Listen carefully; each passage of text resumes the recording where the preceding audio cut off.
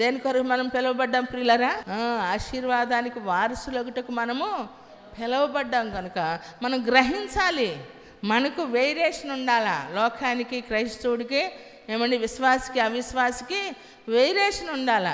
దేనికోసం మనము పోరాడుతున్నాం, దేనికోసం మనం పరుగులు తీస్తూ ఉన్నాం, దేని కొరకు మనం ఆసక్తిని కనుపరుస్తూ ఉన్నామని చెప్పి మన ఆశను దేవుడు గమనించినప్పుడు మన ప్రేమ, మన విశ్వాసం మన హద్దులు దాటి పరిస్థితి శక్తికి మించి కూడగట్టుకోనండి. మన బలమంతా పోయినా, మన శక్తి అంతా పోయినా, మన ఆస్తి అంతా పోయినా, సర్వం కోల్పోయినా, సమస్తం మనల్ని విడిచిపెట్టిన సర్వాధికారి అయిన దేవుడు నాతో ఉంటే చాలు. నేను పోగొట్టుకున్నవన్నీ పొందుకుంటా. కొట్టు.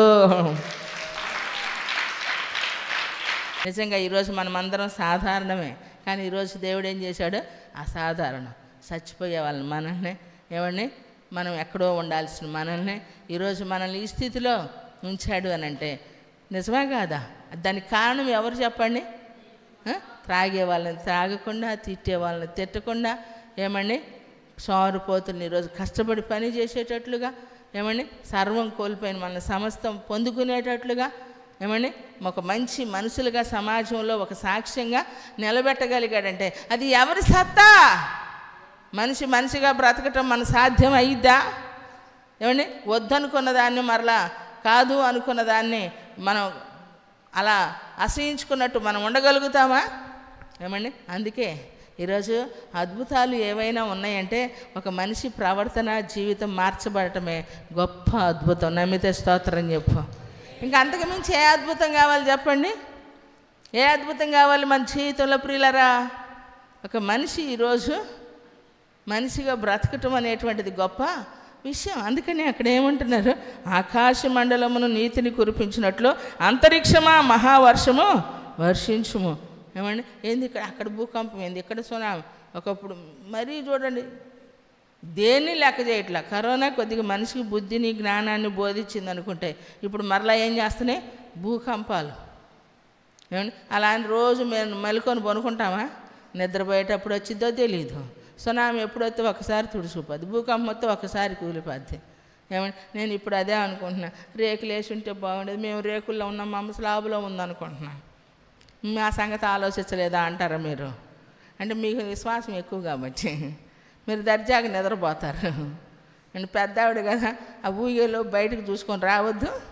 మన ఈ మధ్య ఏదో పెద్ద టాప్ మన శబ్దం వచ్చింది. అక్కడే ఉన్నాయి కరెంట్ సామాన్ అంతా, మెయిన్ అంతా ఆడే ఉంది. అమ్మని తీసుకురాకుండా అమ్మని నెట్టుకొని బయటకు వస్తున్నారు. నేనేం చేశాను? అమ్మను బొట్టుక గాలికా చూసుకో కదా, అందరూ వదిలేశారు కదా. మరి నేనేం చేశాను? పట్టుకొని బయటికి వచ్చారు.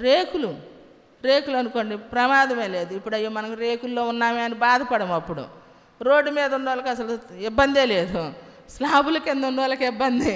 ఎందుకంటే అడసలు కింద పడ్డాయి అనుకో, అది అసలే నెరడిచింది అనుకో, మొత్తం పోతాం. ఏదేమైనా ఎప్పటికప్పుడు ఎలా ఉండాలా చెప్పండి? ఎట్టుండాలా చెప్పండి? ఆలోచించి నిద్రపోతే ఏముంటుంది?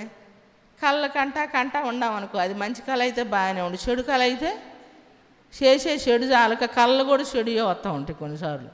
ఆ చెడుతోనే కన్నామే పడ్డామే అనుకో, ఏమన్నా ఉందా? అందుకేనంట రాత్రి జాములు ఎందుకు పనుకునేటప్పుడు ఎప్పుడు ప్రార్థన చేసినా రోజు దావీదు ప్రార్థన చేసుకోండి 139, ప్రభా నీకు ఆయాసకరమైంది నా యందు ఉందేమో పరిశీలన చేయయ్యా, పరిశోధించి తెలుసుకొని నాకు బయలుపరుచయ్యా అని చెప్పి దేవుని సన్నిధిలో ప్రార్థన చేసుకోవాలి. ప్రియులారా, నేను విశ్వాసిగా అయిన సందర్భంలో దేవుడు లేదు, నేను ఏ తప్పు చేయలేదు అనుకునేదాన్ని. సినిమాలేగా పెద్ద అయ్యేగా, ఆశలేగా, మనసులోయేగా, క్రియల్లోకి వెళ్ళలేదు కదా అని. కానీ అన్నీ చూపించేవాడు ప్రియులారా.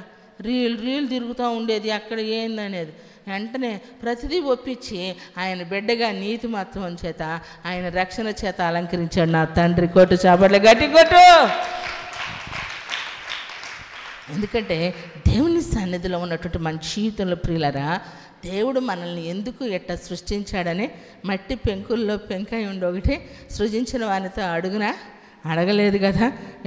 చేతులు లేవని నీవు చేసినది నీతో చెప్పదగునా? వీనికి చేతులు లేవని చెప్పటానికి లేదు. కాబట్టి దేవుడు మనల్ని ఏ స్థితిలో ఉంచాడో ఆ స్థితిలో దేవుని సన్నిధిని మనం విశ్వాసాన్ని కాపాడుకుందామండి. ఎందుకంటే విడువని దేవుడు, మరువని దేవుడు. స్త్రీ తన గర్భములో పుట్టిన చంటి బిడ్డను మరిసిద్దా? రెఫరెన్స్ చేస్తారు చాలు. మరిసిద్దా? మరవదు. వారైనా మరుచును కానీ నేను నిన్ను మరో 49లో ఉంది కదా, 15 తీనక్కర్లేదు. చూడుము నా అరచేతుల మీద నేను నిన్ను చెక్కుకున్నాను. శ్రమదినమునంట అయ్యో స్త్రీయోను నన్ను ఆయన విడిచెను మరిచెను అని అనుకుంటారంట. ఆయన మరవలేదు ప్రియులారా, ఏమండి, మరువలేదు. మేలు పొందినటువంటి జైల్లో ఉన్నటువంటి ఏమండి కాపలాదారుని యొద్ద ఏమండి వారి తీర్పు కొరకు నియమించబడిన పానదాయకుల అధిపతిని, భక్ష్యకారుల అధిపతి ఫరో ఏం చేశాడు? ఏమండి సెల్లో వేపిస్తే యోసేపు వారి కనిన కలలకు అర్థం చెప్పాడు. మీరు క్షేమం కలిగినప్పుడు నన్ను గూర్చి జ్ఞాపకము చెయ్యండి అంటే చేశాడా? చేయలేదు ప్రియులారా. ఆయన జ్ఞాపకం చేయలేదని ఏమంటే మేలు పొందినవాడు మర్చిపోయాడని దేవుడు మర్చిపోయాడా? మర్చిపోలా. ఫరో కలగన్నాడు, కలభావం చెప్పేదానికి ఎవరికి ధైర్యం లేదు. అప్పుడు అంటున్నాడు పానదాయకుల అధిపతి, అయ్యా నువ్వు మమ్మల్ని అక్కడ సెల్లో ఉంచినప్పుడు సరసాల్లో ఆ రాత్రి మేము కలగన్నాం, ఒక వ్యక్తి మా కలల భావం చెప్పాడు, దాని ప్రకారమే జరిగింది అయ్యగారు. రాజుగారు అంటే అతన్ని పిలుచుకురండి అన్నాడు. కల రాజుగారు చెప్పారు ప్రియారా. భావాన్ని చెప్పినప్పుడు అద్భుతంగా దేవుడు ఏం చేశాడు? ఆశీర్వదించాడు. చపర్లు గట్టు దేవుడిని స్తుతిద్దామా? రేపు మీకు ఒక ప్రసంగం చెప్తాను. మన బ్రతుకులో మనం సంతోషించే దానికి ఏ విధమైన అనుభవాలు మనలో ఉంటే మన సంవత్సరాలను బట్టి మనం సుఖంగా వెళ్ళబుచ్చుతామనేటువంటిది మీకు 1వ తారీఖు నుంచి చదువుతున్నా కదా, ఏమండి రేపు దాన్ని మనము కంప్లీట్ చేసుకుంటాం అన్నమాట. మన సంవత్సరాల్లో మనకు సంతోషం కలగాలి అని అంటే ఏ అనుభవంలో మనము ఉండగలిగితే. చూడండి దేవుని సన్నిధిలో, ఎందుకంటే దేవుడు విడిచిపెట్టాడు యేసుని, విడిచిపెట్టలే, మరి నేను విడిచిపెడతాడా? ఫరోకే దేవుడు ఏం చేశాడు? ఐగుప్తుకు మేలు చేసేట దానికి దేవుడు ఏం చేశాడు? కళల ఆధీనము, కళల భావము చెప్పుట దేవుని ఆధీనమేనని ఎంత అఫీషియల్గా వాడతాడు తెలుసా అక్కడ పదం? తెలుసా? దేవుని సన్నిధిలో మనం కూడా అలాగూ ఉండాలి. అఫీషియల్ అంటే ఏంటి? మన డ్రెస్లోనో మన నడకలోనో మన మాటలోనో కాదు, అన్నట్టుగా కాదు, మాటలో కాదు, నడకలో కాదు. కాబట్టి నా ప్రియ దేవుని సంగమా, ఉన్నతమైనటువంటి కృపను మనము ఆస్వాదించుకోగలిగినటువంటి వారిగా ప్రభు పాదాలు పట్టుకోవాలా.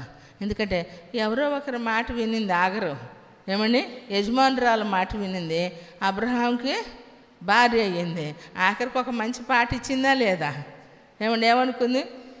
పని వాళ్ళు వదిలిపెట్టారు, కట్టుకున్నాడు వదిలిపెట్టాడు, కట్టినాం కూడా వదిలిపెట్టింది, ఈ పని వాళ్ళు కూడా వదిలిపెట్టారని దేవుడా నాకు ఎంత పరిస్థితి వచ్చింది అని అనుకుని బాధపడుతుంది. బిడ్డను పెట్టేంత దూరం ఆ బిడ్డ సావుని చూడలేక అంత వేత దూరం పోయి ఏం చేసిందంట? చూస్తుందంట. అప్పుడు ఏం చేశాడు? అందరూ ఆమెను గమనించినా గమనించకపోయినా ఏమండి అంత అబ్రహాం భార్య ఆగరైనప్పుడు నిజంగా ఒకసారి ఆలోచించండి. 1000 మంది దాకా పని వాళ్ళు ఉంటే ఎవరైనా చెప్పుండరు అంటారా? సన్నిహితులు చెప్పలేదా ఇది కరెక్ట్ కాదు అని? ఆలోచించండి. అదంతా రాయాలంటే ఆకాశం అంత పేపర్ అయినా సముద్రం అంత సిర అయినా సరిపోదంట సిచ్యువేషన్స్ అన్నీ రాయటానికి. జస్ట్ అయ్యో అక్కడక్కడ కొన్ని తీసుకొచ్చి పెట్టారు. ఆలోచించండి, సుదీర్ఘంగా చెప్పుండ్రా. ఏ మాట అయినా విన్నాడా? ఎవరు మాట వినలా. ఏందయ్యా అన్నాడు. చేసుకోమన్నప్పుడు నన్ను ఏమన్నా అడిగావా? జాక్పాటు తగిలిందని చేసుకున్నావు. మరి ఇప్పుడు కూడా ఆ మాటే ఈను. అయితే నీతో ఒక నిబంధన నాకు ఉంది కాబట్టి ఏంటది? నేను నిన్ను ఆశీర్వదిస్తాను, ఈ సంతానాన్ని ఆశీర్వదిస్తాను, ఆఖరి సంతానాన్ని కాకపోతే ఏళ్ళకాలకి ఏం చేస్తాను కథ ఎడము చేస్తాను అని చెప్పి నిబంధన చేశాడు. ఆ ప్రకారం ఏమైంది? అంత దూరాన్ని ఏడుస్తూ ఉంటే ఆగరు, నీకేమొచ్చింది, ఎందుకు ఏడుతున్నావు? ఆ పిల్లడు ఉన్నాడు చోట ఏమైంది? నీటి ఓటు ఉంది. అప్పుడు రాసుకుంది, ఎవరు చూసినా చూడకపోయినా ఎవరు చూశారు? చూచుచున్న దేవుడవయ్యా నన్ను చూచినావు. హల్లెలూయా హల్లెలూయా. ఎవరిని చూశారంట?